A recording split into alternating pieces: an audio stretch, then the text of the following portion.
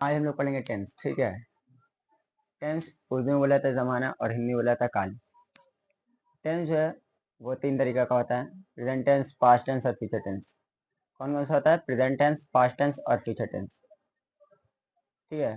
Present tense, past tense और future tense जो है वो आगे चल के चार हिस्सों में बढ़ते हैं। जैसे होता है इंडेफिनिट, कंटिन्यूअस, परफेक्ट और परफेक्ट कंटिन्यूअस। कौन कौन सा होता है? इंडेफिनिट, कंटिन्यूअस, परफेक्ट और परफेक्ट कंटिन्यूअस। ठीक है। आज हम लोग सिर्फ प्रेजेंट कंटिन्यूअस के बारे में बात करेंगे। इसके बारे में पढ़ेंगे, प्रेजेंट कंटिन्यूअस के बारे में। तो प्रेजेंट कंटिन्यूअस उस जुमला को कहते हैं जिस जुमला के आखिर में रहा है, रही है, रहे हैं। अब किसी के मन में ये बात होगा कि सर जुमला जुमला बोल रहे, ये जुमला होता क्या है? याद रखेंगे सेंटेंस को हम लोग जुमला कहते हैं। ठीक है। तो जिस जुमले के आखिर में रहा है, रही है, रहे हैं आते हैं उसे हम लोग प्रेजेंट कंटिन्यूअस कहते हैं।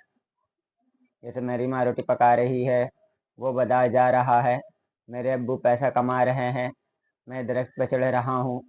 ठीक है। मतलब जिस जुमले के आखिर में, जिस सेंटेंस के आखिर में रहा है, रही है, रहे आता है उसे हम लोग प्रेजेंट कंटिन्यूअस कहते हैं। अब इसको बनाने का रूल होता है। ठीक है। हम लोग 3 से 4 रूल देखेंगे। कितना रूल देखेंगे? 3 से 4। पहला होता है अफर्मेटिव का रूल, दूसरा नेगेटिव का, तीसरा इंट्रोगेटिव का और चौथा भी इंट्रोगेटिव का। कौन सा बोले? अफर्मेटिव का, नेगेटिव का, इंट्रोगेटिव का, इंट्रोगेटिव का। आप किसी के मन में ये बात आएगा कि सर आप इंट्रोगेटिव के बाद फिर भी इंट्रोगेटिव बोले, दो तो इंट्रोगेटिव बोले, ई कैसे? तो याद रखेंगे इंट्रोगेटिव जो है वो दो तरीके का होता है। इंट्रोगेटिव मैंने कहा होता है सवालिया जुमला, इंट्रोगेटिव मैंने कहा होता है सवालिया जुमला। हम लोग किसी से भी सवाल करते हैं दो तरीके से। पहला तरीका का होता है कि किसी भी वो क्वेश्चन जिसके आंसर हम लोग चाहे हाँ चाहे ना में दे देते हैं, और एक वो क्वेश्चन होता है जिसके आंसर के लिए हम लोग को एक जुमला बोलना पड़ता है, एक सेंटेंस बोलना पड़ता है। एग्जाम्पल लेते हैं, क्या तुमने नाश्ता कर लिया? अब इसका आंसर बोलेंगे हाँ या फिर ना। ठीक है। ये वो एक। दूसरा है कि तुम्हारा नाम क्या है? अब इसमें कोई आदमी बोले, कोई बच्चा बोलेगा कि मेरा नाम ये है, ये थोड़ा बोलेगा हाँ ना।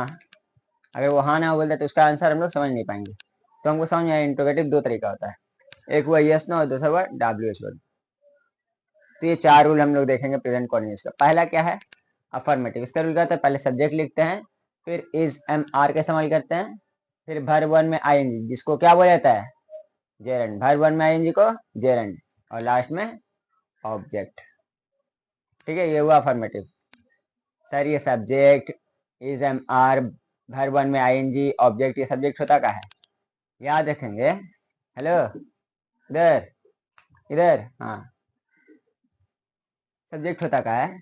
मतलब जो सेंटेंस में वो वर्ड ऐसा लगे वो ही काम करने वाला है।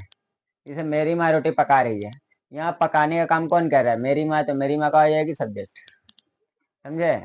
मतलब जुमला में जो काम करता है, सेंटेंस में जो काम करता है उसे हम लोग क्या कहते हैं? सब्जेक्ट। वर्ब किसे कहते हैं? काम को वर्ब कहते हैं। Verb is a doing word. ठीक है। जैसे रोटी पकाना का है, पकाना का है वर्ब है, नहाना का है वर्ब है, मेरी माँ रोटी पका रही है तो मेरी माँ सब्जेक्ट हो गया, पकाना वर्ब हो गया, और जिस चीज पे काम किया जा रहा है उससे हम लोग ऑब्जेक्ट कहते हैं। जैसे पकाने का काम किस पे किया जा रहा है? ऑब्जेक्ट, रोटी पे, तो रोटी का हो जाएगा ऑब्जेक्ट। क्या हो जाएगा? ऑब्जेक्ट। तो इसका आंसर क्या बनेगा अफर्मेटिव का? मेरी माँ रोटी पका रही है का my mother is cooking bread. Negative में कुछ नहीं कहते हैं, जो इज हमारे लिखा है ना, इसको जिसको हेल्पिंग वर्ब बोला जाता है, जो इज हमारे लिखा है जिसको हेल्पिंग बोला जाता है उसके बाद नॉट लगा देते हैं। जैसे मेरी माँ रोटी नहीं पका रही है तो क्या होगा? My mother is not cooking bread. My mother is not cooking bread. अब इंट्रोगेटिव में क्या करेंगे? सिंपल सा, हेल्पिंग वर्ब को पहले लाएंगे और सब्जेक्ट को बाद में ले लेंगे और जो है उसको उतार देंगे। तो क्वेश्चन कैसे बनेगा? क्या मेरी माँ रोटी पका रही है? तो इसका आंसर क्या करेंगे? हाँ या ना में दे सकते हैं। तो क्या करेंगे? हेल्पिंग वर्ब को पहले और सब्जेक्ट को बाद में। हेल्पिंग वर्ब को पहले, सब्जेक्ट को बाद में। हेल्पिंग वर्ब क्या है? इज एम आर है, इसमें कोई एक लेना है। तो सब्जेक्ट क्या? My mother. माई मदर के साथ क्या लिखेंगे? इज। तो is my mother cooking bread. ठीक है। Is my mother cooking bread. ये हुआ इंट्रोगेटिव यस नो। अब WH वर्ड, तो इसका पहले क्वेश्चन क्या बनेगा, मेरी माँ क्या पका रही है। तो आंसर बोलेंगे मेरी माँ रोटी पका रही है, तो क्वेश्चन क्या बनेंगे, मेरी माँ क्या पका रही है। अब क्या के लिए तो हम लोग को मालूम है वाट है, ठीक है। तो इंट्रोगेटिव डब्ल्यू वर्ड में क्या कहते हैं, डब्ल्यू वर्ड को पहले लिख देते हैं और यस नो वाला जो रूल है उसको उतार देते हैं। तो इसका क्या बनेगा, what is my mother cooking, what is my mother cooking. Last में ब्रेड नहीं लिखेंगे, क्यों नहीं लिखेंगे, क्योंकि वही हाल हो जाएगा। कौन सा, तुम्हारा नाम क्या है, बसंती। उसको मालूम है उसका नाम बसंती, फिर भी पूछता है तुम्हारा नाम क्या है, बसंती। इसीलिए what is my mother cooking, last में ब्रेड नहीं लिखेंगे, ठीक है। यहाँ सब रूल लिखा हुआ है, एग्जाम्पल लिखा है, ठीक है। और कुछ कुछ प्रैक्टिस दे देंगे, प्रैक्टिस सेट दे देंगे, उसको बनाएंगे, ठीक है। अरे जहाँ भी गलती लगेगा तो वहाँ पूछेंगे, नंबर नंबर नीचे दिया है, नंबर पे कॉल करके पूछ सकते हैं, मैसेज करके पूछ सकते हैं। और इस